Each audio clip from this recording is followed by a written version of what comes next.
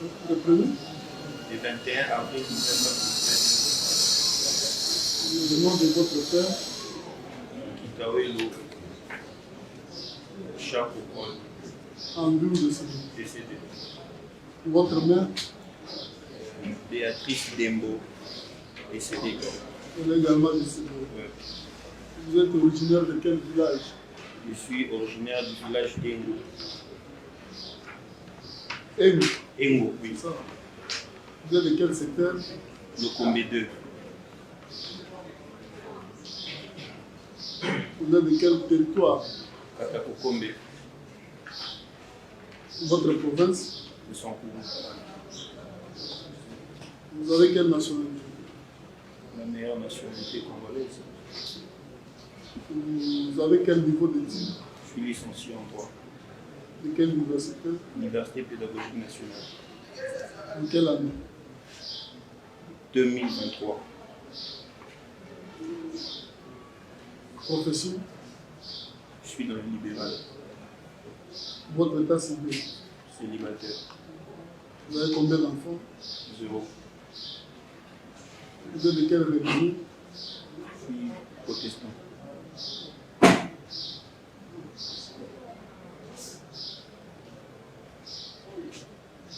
Votre adresse? 16 avenue du Camp. Commis de Ngaliema, Katungumba Kipoussa. Vous avez un numéro de contact? C'est lequel? 97 18 75 356. Vous avez ici la décision de l'envoi de l'électeur. Vous avez également la citation à comparaître du tribunal. Oui, bien évidemment. Vous l'avez reçu quand?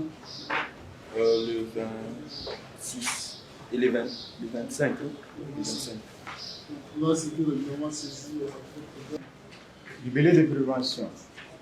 Avoir fait l'apologie ou la propagande des atteintes aux intérêts fondamentaux de la nation, des actes de terrorisme, des crimes de génocide, des crimes de guerre et des crimes contre l'humanité. En l'occurrence, avoir à Kinshasa, ville de Sénat et capitale de la République démocratique du Congo, sans préjudice de dates certaines, mais au courant de l'année 2025, période non encore couverte par le délai légal de la prescription de l'action publique, fait l'apologie du terrorisme en déclarant au cours d'une émission télévisée à la chaîne Congomani Télévision, chez le journaliste Eric, ce qui suit. Mieux vaut avoir une république démocratique du Congo sous la colonisation qu'avoir aujourd'hui une république du Congo dirigée par le président Félix. Nous sommes 1000 fois colonisés, exprimant son soutien au mouvement rebelle AFC M23. Fait prévu et puni par l'article 206 du Code pénal militaire. 2. Avoir diffusé ou mis à disposition par le biais d'un système informatique ou d'un réseau de communication électronique des données qui nient, minimisent, approuvent ou justifient des actes constitutifs de crimes de génocide, crimes de guerre, des crimes contre l'humanité, des crimes d'agression et ou des violences sexuelles telles que définies par les instruments internationaux et le code pénal congolais est reconnu comme tel par une décision finale et définitive d'un tribunal national ou international. En l'espèce, avoir à Kinshasa, ville de Sénat et capitale de la République démocratique du Congo, en date du 29 juin 2025, publié sur son compte X, ce qui suit. Le Rwanda n'a jamais agressé la RDC, ni tué nos familles à l'Est, ni soutenu le M23. Il a plutôt mis en place le mécanisme de défense contre le FDLR, soutenu par la RDC, niant et minimisant la guerre à l'est de la République démocratique du Congo, les actes constitutifs des crimes de guerre et des crimes d'agression perpétrés par le mouvement terroriste AFC M23. Fait prévu et puni par l'article 361 du Code numérique. Je vous remercie. Parlez français, vous avez compris les griefs pour lesquels vous êtes appelés à donner vos moyens de défense devant ces tribunaux. C'est le greffe pour lui là, pour que l'audience prochaine puisse évoluer. Parce que nous avons des mémoires universelles. Nous voulons vous donner le contenu en droit. Au-delà de tous ces cocktails d'irrégularité et des nullités en tâchant cette procédure, nous voulons ici insister sur ce qui suit. D'entrée de jeu, la recevabilité de ces mémoires tire son fondement de l'article 246, qui dispose que si les prévenus, les ministères publics, entendent faire valoir des exceptions concernant la régularité de la saisine ou des nullités de la procédure antérieure à la comparution, il doit, à peine d'irrécevabilité et avant les débats sur les fonds déposés en mémoire unique, ce qui a été fait. Maintenant, en ce qui concerne les fondements du dit mémoire, qu'est-ce qui se passe? Nous allons ici le développer en deux branches. La première branche se rapporte à la régularité, ou mieux à l'irrégularité de votre saisine. Qu'est-ce qui se passe dans la présente cause? Tenez, vous êtes en face d'une décision de renvoi qui a été déposée par l'accusation, laquelle décision de renvoi est du reste le contrat judiciaire qui nous lie, mais qui découle du vide. C'est comme ça que le premier moyen que nous développons ici, c'est l'absence d'un... Dans la décision de renvoi, le ministère public ou sinon l'accusation est en train de dire ce qui suit. Attendu qu'il résulte de l'instruction du dossier que les faits mis à charge du prévenu réqualifiés sont suffisamment établis pour motiver son renvoi, etc. C'est-à-dire, lorsqu'on réqualifie des faits, en d'autres termes, ça suppose qu'on a été saisi d'autres faits préalablement. Mais ces autres faits pour lesquels on a été saisi, dans cette décision de renvoi, lorsqu'on dit vu, on ne fait aucunement allusion de comment on a été saisi.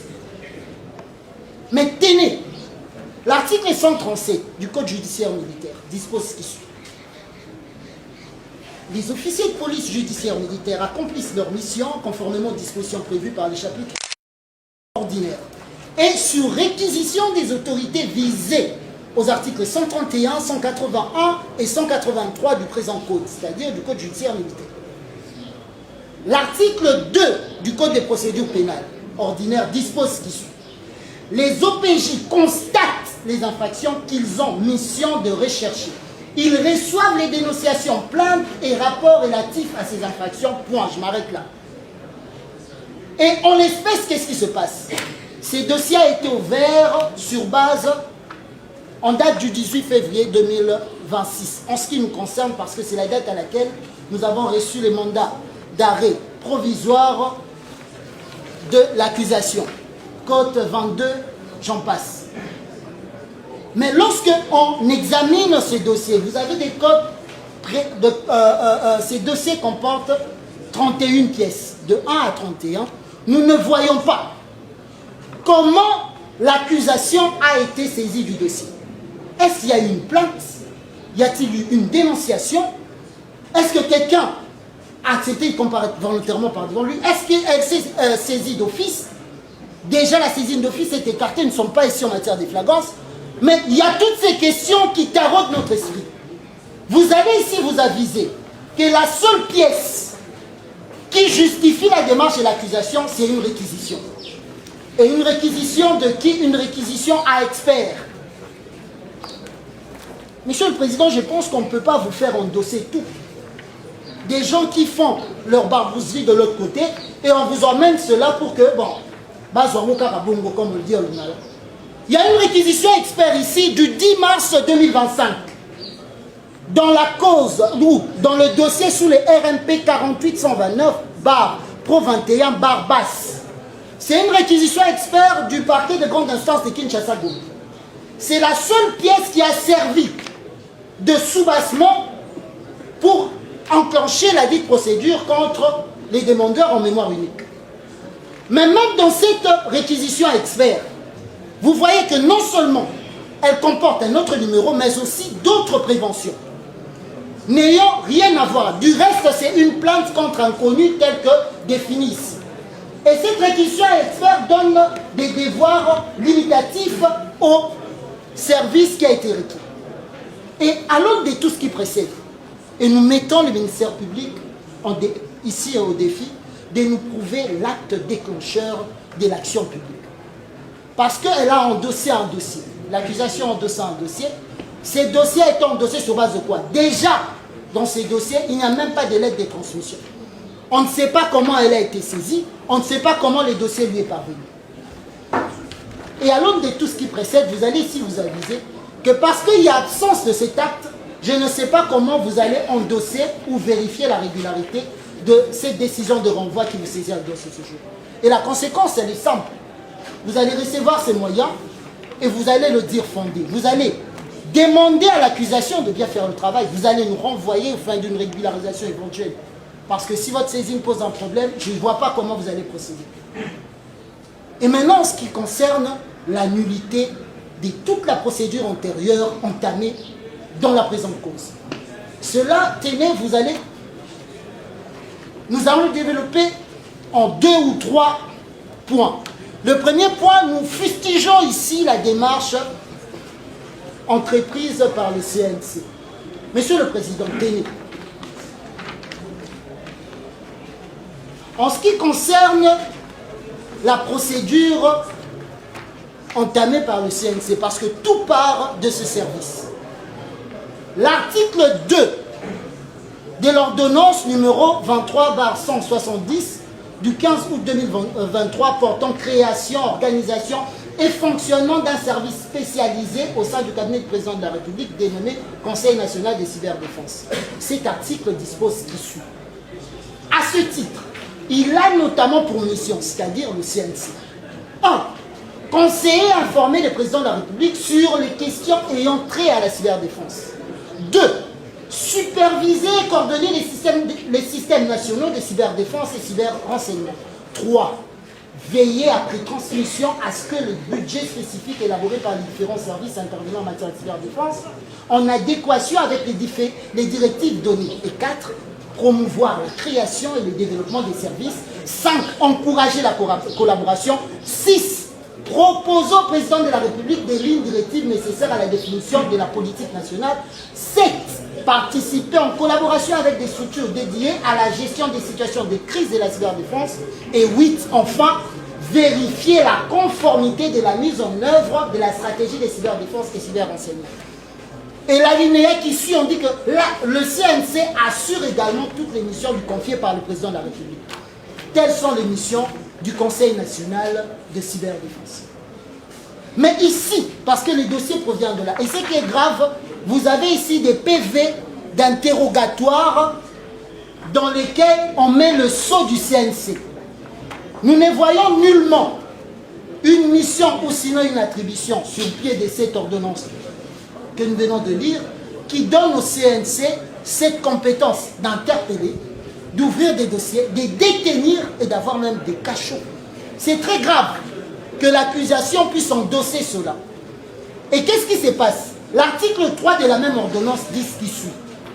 Le CNC est dirigé par un coordonnateur qui assure la coordination, l'administration et la surveillance des activités de cyberdéfense et de cyberrenseignement, suivant les instructions du président de la République à qui il rend directement compte. Son rôle en réalité, c'est de rendre compte au président de la République. Et ici, en l'espèce, il a été saisi sur base d'une réquisition qui est là. Une réquisition qui est du reste explicite. La réquisition expert du parquet de grande instance de Kinshasa-Gombe, laquelle réquisition lui donne les devoirs ci-après. Rechercher activement dans le cyberespace support électronique et téléphone les données, images, messages écrits et sonores liés aux faits susmentionnés. 2. Établir des rapports forensiques. 3. Poser tout acte légal et utile à l'accomplissement des devoirs si haut prescrits. 4. Exécution ponctuelle, il y a urgence. Cette réquisition résulte d'une cause ouverte ou d'un dossier judiciaire ouvert au niveau du parquet de grande instance de Kinshasa-Gombe. Mais comment cette réquisition peut se retrouver dans le dossier de M. Nathanaël? Vous allez vous rendre compte que ce service n'a pour mission que les missions indiquées dans la loi ou sinon dans l'ordonnance qui l'organise. Et qu'est-ce qui reste? Ayant agi ainsi, en dehors des missions, lui a signé, en prenant des OPJ, aux fins d'interpeller des gens, de les auditionner, vous allez ici vous aviser que cette manière de procéder viole l'article 2 et 3 de la loi sus-indiquée et que tout ce qui a été établi sur base par ces conseils devrait être écarté de la présente cause. Ici, nous demandons que vous puissiez dire nul toute la procédure ici enclenchée par le CNC et par l'entremise des OPJ illégalement installés dans ces services. Le troisième moyen de nullité, vous allez ici vous aviser que dans la présente cause, il y a absence d'une réquisition expert de l'auditeur militaire, preuve des poursuites judiciaires contre M. Onokomba Chako Désiré. Monsieur le Président, l'article 181 du Code judiciaire militaire dispose ce qui suit. Toute personne régulièrement requise par les magistrats instructeurs militaires en qualité d'interprète, traducteur ou expert est tenue de prêter son ministère et d'en faire rapport avec honneur et conscience. Elle prête serment conformément au prescrit de l'article 49 du Code des procédures pénales ordinaires. Et en l'espèce, le CNC a agi sur base d'une réquisition du procureur de grande instance de Kinshasa-Gombe en lieu et place d'une réquisition de l'auditeur militaire des garnisons qui est en train de présenter M. Nathanaël par devant votre auguste tribunal. Que si dans cette sphère de l'accusation, portant le numéro RMP qui se retrouve dans son mandat d'arrêt provisoire, c'est-à-dire le RMP 11-877-RAD-026. Par quel mécanisme les OPJ qui ont été saisis, ou sinon le CNC qui a été saisi sur base d'une réquisition expert du procureur de grande instance de Kinshasa-Gombe, a transmis ces dossiers à l'auditorat militaire des garnisons de Kinshasa-Gombe, ou mieux à le disciple du près la cour militaire de Kinshasa-Gombe. À l'absence de toute réquisition à expert faisant référence à un dossier ouvert contre M. Nathanaël Onokomba, sur base duquel on est en train de vous saisir après avoir établi dans son chef des indices sérieux de culpabilité, vous ne saurez procéder. La procédure telle qu'enclenchée souffre de plusieurs actes et sa nullité devient imparable. Monsieur le Président, vous allez ici vous aviser que vous êtes en face de l'absence d'une réquisition expert de l'accusation qui est en train de présenter M. Nathanaël Onokomba, et ça viole l'article 181 du Code judiciaire militaire, 49 du Code des procédures pénales ordinaires et 48. Et qu'est-ce que vous allez faire? Vous allez ici dire nul et dénul est fait tout ce qui a été établi par le CNC ainsi que l'accusation qui est en train de présenter M. Nathanaël à l'audience de ce jour. Mais tenez, il y a encore une autre subtilité dans ces dossiers. Parce que dans ces dossiers, c'est quand même incroyable, il y a des gens qui ont ces monopoles d'inventer la roue. Vous allez aussi vous aviser que dans ces dossiers, il y a absence du rapport du CNC, tant au magistrat civil, auteur de la réquisition expert sus-indiqué, du 10 mars 2025 qu'au magistrat militaire, c'est-à-dire à l'accusation qui est en train de présenter M. Nathanaël ici. Monsieur le Président, lorsqu'on saisit, on vous saisit pour une réquisition expert, vous êtes tenu de répondre par un rapport. Et dans les dossiers qui transpirent par devant vous, de la cote première jusqu'à la fin, il n'y a aucun rapport de l'expert requis. Du moins, même dans les dossiers pour lesquels il a été requis, c'est-à-dire les dossiers qui renvoient au RMP 48, au RMP 48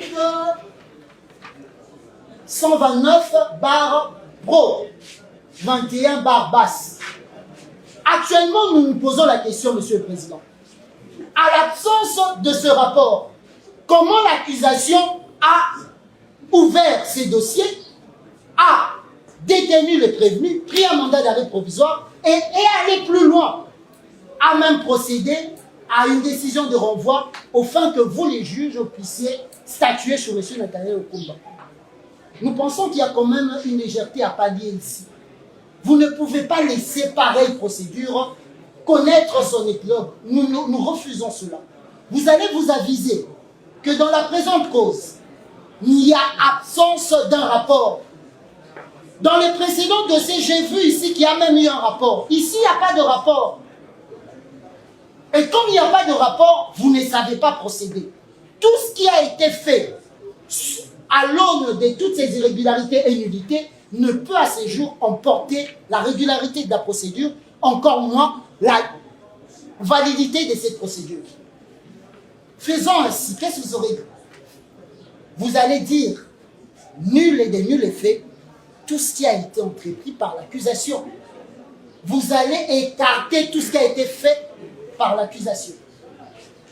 Et une autre subtilité, Monsieur le Président, en ce qui concerne toujours la nullité de la démarche, vous allez ici constater la nullité des PV d'interrogatoire ainsi que toutes les pièces de l'OPJ du CNC. Pourquoi? L'article 18 de la Constitution alinéa 2 précise ce qui suit. Que la personne gardée à vue a les droits d'entrer immédiatement en contact avec sa famille ou avec son conseil. Le même article à son alinéa 3 et 4 dispose que la garde à vue ne peut excéder 48 heures. À l'expiration de ce délai, la personne gardée à vue doit être relâchée ou mise à la disposition de l'autorité judiciaire. Et ici, en l'espèce, qu'est-ce qui se passe? On appréhende M. Nathanaël le 5 janvier. Du 5 janvier au 12 janvier, M. Nathanaël n'a jamais été assisté par un conseil. Vous avez ici les PV des OPJ illégalement installés au CNC, indiquant clairement qu'ils ont entendu M. Nathanaël sans conseil. Ce n'est plus la loi et encore moins la Constitution. Monsieur le Président, bien plus, on garde M. Nathanaël du 5 au 12, au-delà du délai constitutionnellement garanti des 48 heures. Et on veut ici vous faire endosser cela. C'est comme ça que nous disons qu'il y a quand même des choses qui ne peuvent pas passer. Vous allez ici vous aviser que vous êtes en face des PV qui ont été établis sur base des violations constitutionnelles et d'une illégalité patente, de sorte qu'à ce jour, vous ne pouvez entériner cela. Et qu'est-ce que vous allez faire? Une fois de plus, vous allez dire ce moyen recevable et fondé, dire nul tout ce qui a été entrepris et de nul effet, et vous allez écarter cela. Et bien plus, Monsieur le Président. En ce qui concerne un autre détail de taille du reste, vous allez ici vous aviser qu'il y a un problème. Il y a l'absence de la lettre des transferts du demandeur en mémoire unique à l'auditorat supérieur militaire de Kinshasa-Gombe. M. Nathanaël a été transféré le 12 janvier. Comment il a été transféré, on ne sait pas. On sait qu'on l'avait détenu au CNC. Est-ce que l'accusation, ici à l'audience de ce jour, parce que nous avons toutes les thèses, nous avons levé copie de toutes les pièces, de 1 à 31, on ne voit pas ici la lettre des transferts, tant du dossier que du prévenu qui comparait à l'audience de ce jour. Comment on peut expliquer cette démarche en droit? Est-ce que l'accusation peut être fière de cela? En toute responsabilité, l'accusation peut nous expliquer par quel mécanisme M. Nathanaël se retrouve devant les militaires. Au-delà de toutes ces illégalités, aucune lettre de transfert. Mais il se retrouve quand même ici. Parce qu'il y a des gens qui veulent à tout prix qu'il puisse se retrouver par devant. Vous allez aussi dire, ce moyen recevable est fondé. Et par conséquent, dire nul et de nul effet. Tout ce qui a été entrepris et les écarter du débat dans la présente cause. Et un autre moyen. Nous plaidons ici l'irrégularité de la procédure au niveau, cette fois-ci, de l'auditorat supérieur militaire. Parce qu'on est allé du CNC, l'auditorat supérieur militaire, et nous allons descendre à l'auditorat militaire des garnisons qui a endossé tout cela et a assumé. Vous allez ici vous aviser. La compte, à partir de la compte 6 à 16, M. Nathanaël Onokomba, qui a été transféré en date du 12 janvier 2026 à l'auditorat supérieur militaire, et notamment ramené ici, à Ndolo, n'a été auditionné qu'en date du 21 janvier par l'auditeur supérieur militaire de Kinshasa-Gombe. Et lorsqu'on prend son PV de 6 à 16, je me pose la question comment on peut ici considérer un PV sur base d'aucun numéro du dossier, c'est-à-dire en date du 21 janvier, jusqu'en date du 21 janvier, l'accusation qui est là n'avait jamais ouvert un dossier judiciaire contre M. Nathanaël Onokomba. Mais curieusement, nous retrouvons dans le dossier de M. Nathanaël un PV de l'audition sans numéro de dossier. Mais on a quand même eu ce courage de mettre ça ici dans votre dossier. On se pose la question, on va considérer ces PV, comment on va statuer sur des PV qui ne comportent pas de numéro de dossier? C'est-à-dire, jusqu'en date du 21 janvier, M. Nathanaël n'avait toujours pas de numéro de dossier à à l'aune de tout ce qui précède, vous allez dire, ce moyen aussi recevable et fondé, écarter les PV de l'audition militaire de tout débat du dossier. Et pour finir, par ce motif,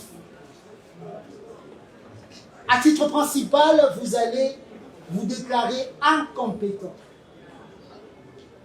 Si par impossible, vous considérez cette exception qui durait, c'est imparable,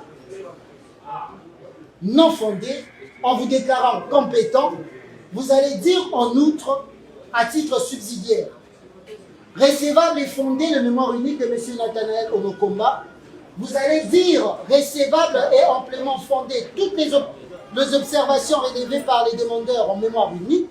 Par conséquent, vous allez dire irrégulière la saisine de votre tribunal par l'accusation. Vous allez dire en outre nul et de nul effet toute la procédure antérieure entamée contre M. Nathanaël Onokomba. Vous allez écarter du débat tous les procès-verbaux et pièces provenant du CNC, de l'auditorat supérieur militaire ainsi que de l'auditeur militaire de garnison, et ce sera justice, nous avons dit. À la loi, à son article 246 du Code judiciaire militaire. Et c'est le président distingué Gilles. Soyez rassurés qu'en notre qualité de garant de la bonne application, nous n'allons pas violer la loi. Cela étant, Monsieur le Président, nous avons suivi avec l'attention le développement de ces mémoires uniques par les conseils du prévenu. En réplique, Monsieur le Président, vous êtes en face de vous les prévenus qui a publié sur les réseaux sociaux, sur son compte X, pour influencer l'opinion sur les réalités de l'Est de la République démocratique du Congo. il écrit sur son compte en date du 29 juin 2025, avec comme contenu, les Rwandais n'ont jamais agressé la RDC, ni tué nos familles à l'Est. Il s'est limité en organisant, Monsieur le Président, une émission à la télévision avec le journaliste Eric, en disant ceci: mieux vaut avoir une République démocratique du Congo sous la colonisation qu'avoir aujourd'hui une République démocratique du Congo dirigée par le président Félix. Mais c'est le président. Vu la réquisition telle qu'énumérée par la défense, une réquisition à expert, Monsieur le Président, établie, émise par les parquets des grandes instances. Il y avait des devoirs quant à ces, Monsieur le Président. C'est sur une base de cela que ces services de sécurité, les services qui chapeautent l'autorité, aillent à mettre la main sur les ci devant prévenir, Monsieur le Président. Comme, Monsieur le Président, nous venons de vous montrer devant vous que les ci devant prévenir, il est poursuivi pour l'apologie du terrorisme, Monsieur le Président, conformément à l'article 206. Il vous rend compétent. Parce que la défense a soulevé les compétences de votre vice-criminal. Nous renvoyons la défense à l'article 79 du Code judiciaire militaire qui stipule ceci. Lorsque le Code pénal militaire définit ou réprime les infractions imputables à des justiciables étrangers à l'armée, les juridictions militaires sont compétentes à l'égard de l'auteur, du coauteur ou du complice. Mais c'est la loi. Le ministère public n'a pas inventé la loi, mais c'est le président. Le ministère public applique la loi. Monsieur le Président, si bas de cet article 79, vous êtes compétent quant à ce pour connaître cette affaire. Nous avons suivi la défense, Monsieur le Président. Nous n'allons pas répondre mot à mot. Nous avons essayé de résumer tout ce que la défense a parlé. La défense a soulevé, il y a eu l'absence d'actes déclencheurs parce que selon la défense, il n'y a jamais eu, selon une plainte, une dénonciation, Monsieur le Président. Alors que la défense elle-même a donné des références d'une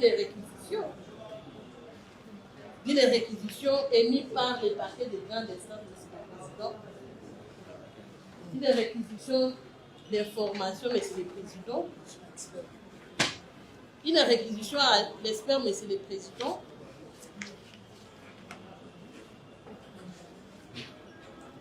oui, nous venons de retrouver ça, signé en date du 10 mars 2025, Monsieur le Président. Et il y avait des devoirs prescrits quant à ça. D'abord, rétrograde, les faits. Depuis plusieurs jours, il est constaté à travers les médias audiovisuels et en ligne émettant en République démocratique du Congo et sur les réseaux sociaux Facebook, WhatsApp, TikTok, Twitter, YouTube, des déclarations des acteurs politiques, journalistes et autres, laissant présumer que ces derniers entretiennent avec les agents d'une puissance étrangère des intelligences de nature à nuire à la satisfaction militaire ou diplomatique actuelle de la République démocratique du Congo. Devant cette évidence, Monsieur le Président, raison pour laquelle, après que nos PJ, les éléments du CNC, ont eu à mettre la main sur les cieux devant prévenir, quel est, Monsieur le Président, le parquet compétent quant à ces, Monsieur le Président? Mais c'est l'auditorat militaire des garnisons. Par rapport à la prévention de l'apologie du terrorisme prévue par le Code pénal militaire, comme nous avons fait la lecture de l'article 79, qui rendait l'auditorat militaire des garnisons compétent, Monsieur le Président. Et lorsque nous avons examiné cette réquisition, il y a des références, Monsieur le Président. Parce que la défense a dit qu'il n'y a jamais eu un dossier qui existait à charge du prévenu Nathanaël, Monsieur le Président, alors que Monsieur le Président, après avoir fait la lecture de cette réquisition à experts, et nous vous avons démontré devant vous, Monsieur le Président, que le sidérant prévenu, là, il a tenu une émission avec les journalistes. Là, il a posté sur son compte Twitter X, Monsieur le Président, en dénigrant notre pays, en soutenant une puissance étrangère qui est le Rwanda, Monsieur le Président. Ce n'est plus à cacher, Monsieur le Président. C'est lui qui a mis sur son compte X, volontairement, Monsieur le Président. Quand vous allez parcourir dans les dossiers, Monsieur le Président, vous allez voir que les ministères publics avaient même posé la question pour montrer au prévenu qui se trouvait devant un journaliste, Jonathan. Non, Monsieur le Président, parce que lorsque la défense a pris parole, il vous a expliqué les faits, Monsieur le Président. Et cela me tient, Monsieur le Président. Nous revenons à l'essentiel. Merci. Merci, Monsieur le Président. Nous revenons à l'essentiel. Lorsque la défense a pris parole, la défense a soulevé que l'OPJ du CNT n'ont pas qualité, Monsieur le Président. Et avant cette audience, nous avons démontré devant vous que l'OPJ du CNT, Monsieur le Président, ils ont compétence. Pourquoi nous disons ça, Monsieur le Président? Ils ont qualité de poser les actes. Pourquoi nous disons ça, Monsieur le Président? Parce que c'est bien démontré là-bas, Monsieur le Président. Les OPJ sont en détachement, Monsieur le Président. C'est comme moi qui vous parle. Je suis détaché à l'IG phare d'ici. Phare d'ici, Monsieur le Président. Mais je suis magistrat de l'auditoire militaire de Kinshasa-Gombe. Et Monsieur le Président, c'est ce que le CNC a fait. L'OPJ l'a montré, Monsieur le Président, la lettre de détachement. Raison pour laquelle ils ont même écrit des références, montrant qu'ils sont en détachement, Monsieur le Président. Et si la défense estime que l'OPJ n'a pas qualité, Monsieur le Président, est-ce que la défense a pris le temps de se présenter devant les procureurs pour contester la qualité de l'OPJ, Monsieur le Président? Où l'OPJ prête serment? Ce n'est pas devant la défense, c'est devant les procureurs, Monsieur le Président. Est-ce que la défense a eu son temps pour aller vérifier, Monsieur le Président, la qualité de l'OPJ avant de venir détailler devant vous, Monsieur le Président? Lorsque la défense a pris parole devant vous, Monsieur le Président, vous avez encore les moyens en disant que vous puissiez annuler les PV des dérogatoires ainsi que toutes les pièces de l'OPJ du CNC. Monsieur le Président, vous n'allez pas annuler ces PV. Pourquoi nous disons ça, Monsieur le Président? Conformément à l'ordonnance que nous avons fait lecture précédemment, que Monsieur le Président, l'ordonnance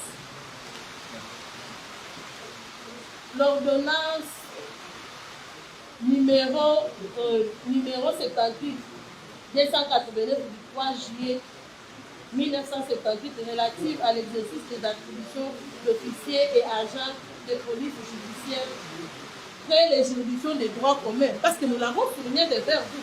Est-ce que la défense a pris le temps, Monsieur le Président, d'aller vérifier d'abord devant les procureurs pour connaître la qualité de l'OPJ, Monsieur le Président? Et à son article 19, Monsieur le Président stipule tout procès verbal établi par un officier de police judiciaire non habilité ou n'ayant pas prêté serment ou dont l'habilitation a été ou retirée et ni les faits.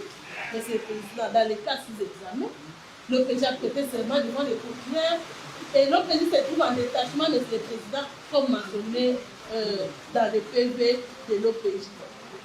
Parce que, Monsieur le Président, au moment où le ci-devant prévenu a été interrogé devant les ministères publics, comment il a eu à reconnaître sa signature, Monsieur le Président, et ainsi que son nom, Monsieur le Président, le ci-devant prévenu? C'est pour montrer qu'il était devant l'OPJ qui avait la qualité, Monsieur le Président, conformément à l'article 19, Monsieur le Président. L'OPJ n'a pas violé ces conditions. Pour vous permettre d'annuler les PV, Monsieur le Président, il n'a pas violé. Au contraire, l'OPJ a respecté parce qu'il est en détachement. Il a eu à transmettre les PV, Monsieur le Président, qui est lié les tours du ministère public. Parce qu'il agit comme les bras et l'aile du ministère public et ça devient un tout du ministère public. Monsieur le Président, nous répliquons encore au moyen soulevé par la défense de l'absence des lettres de transfert du demandeur en mémoire unique à l'auditeur militaire supérieur. S'agissant de la lettre de transfert du demandeur, nous renvoyons la défense, Monsieur le Président, à la note. C'est bien mentionné, Monsieur le Président. Comment l'auditorat militaire supérieur peut envoyer le dossier à l'auditorat militaire de garnison sans avoir un numéro, Monsieur le Président? Ça, c'est dénigré un papier. Quel papier, Monsieur le Président? L'auditorat militaire, Monsieur le Président, nous donnons des références, numéro auditorat militaire supérieur, Bombay, barre 0, 147, barre DA, barre 26, sous les RP, Monsieur le Président, 48, 41, barre 26, barre MTK, Monsieur le Président. Comment la défense peut dire des choses qu'il n'a pas vérifiées? Il joue au dossier, Monsieur le Président, la lettre du transfert, montrant que non, les sites devront prévenir par rapport à la compétence personnelle de ce président. Il devait être jugé devant votre vice criminel, qui est le tribunal militaire de garnison de Kinshasa-Gombe, Monsieur le Président. Raison pour laquelle l'auditeur militaire supérieur avait eu à transmettre les dossiers à l'auditorat militaire de garnison et par la suite, nous avons saisi, Monsieur le Président, conformément à l'article 214 du Code judiciaire. Monsieur le Président, la défense a soulevé encore le moyen par rapport, je crois, en gros, par rapport à la demande de mise en liberté provisoire. Monsieur le Président, nous disons non à cette demande. Pourquoi nous disons non à cette demande, Monsieur le Président? Les sites devront prévenir et poursuivis pour les faits graves, Monsieur le Président, l'apologie du terrorisme. Et quels sont les propos qu'il a à tenir, Monsieur le Président? Et devant vous, Monsieur le Président, la défense demande qu'il soit relaxé, qu'il soit mis en liberté, Monsieur le Président. Nous disons non. Pourquoi nous disons non, Monsieur le Président? Vous êtes en matière pénale. Monsieur le Président, quel est le lien, Monsieur le Président, approprié pour retrouver les sites devant prévenir? C'est ici à la prison. C'est ici à la prison, Monsieur le Président, à la prison militaire de Ndolo, là où il se trouve. C'est ça un lien approprié pour lui, Monsieur le Président. À tout moment que vous aurez besoin de lui, il est là. C'est ça l'adresse officielle, Monsieur le Président, pour les sites devant prévenir. Monsieur le Président,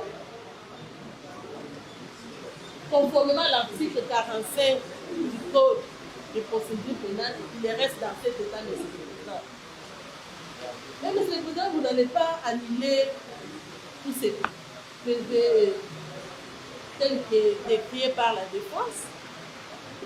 Vous n'allez pas vous déclarer incompétent, Monsieur le Président, parce que nous avons démontré, conformément à l'article 79 du Code judiciaire militaire. On finit, Monsieur le Président. L'information ou les intentions personnelles ne peuvent pas remporter sur les intérêts de la répression, Monsieur le Président. Ça, c'est les intérêts personnels. Mais, Monsieur le Président, regardez les intérêts de la répression, Monsieur le Président. Vous n'allez pas, Monsieur le Président, vous déclarer incompétent et vous allez prendre votre ADD, Monsieur le Président, et nous allons connaître cette affaire au fond. J'aimerais ici